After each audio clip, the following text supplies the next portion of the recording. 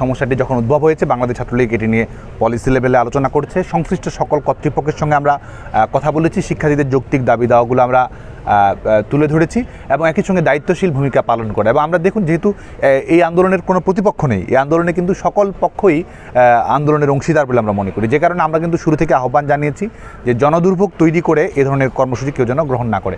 কারণ আজকে আধুনিক রাষ্ট্র ব্যবস্থায় আমরা মনে করি যে আন্দোলন এবং শিক্ষার পরিবেশ এটি যুগপৎভাবে চালানো সম্ভব বলে মনে। শিক্ষার্থীরা ক্লাসেও করবে, একই সঙ্গে তাদের যদি কোনো মন্তব্য থাকে, দাবি দেওয়া থাকে, সেটি তারা উপস্থাপন করবে। এবং যখন আমরা জনদুর্ভোগ রাস্তাঘাট অবরোধ করার মতো পদ্ধতিতে আমরা যাই, এটা আমরা মনে করি যে আন্দোলনের একটি সেকেলে ধারণা।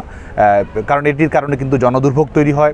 আমাদের উচ্চ মাধ্যমিক শিক্ষার্থীরা 15 লাখ শিক্ষার্থী লেখাপড়া করছে, তাদের লেখাপড়া, তাদের পরীক্ষা সেন্টারে যাওয়া সেটিও ক্ষতিগ্রস্ত হচ্ছে কিনা, আমাদের রোগীরা যায় তারা কষ্টের মধ্যে পড়ছে কিনা, সরকারিভাবে যারা চাকরি করে তারা সারাদিনের ক্লান্তি শেষে ঘরে ফিরবে সেটিও বিঘ্ন হচ্ছে কিনা।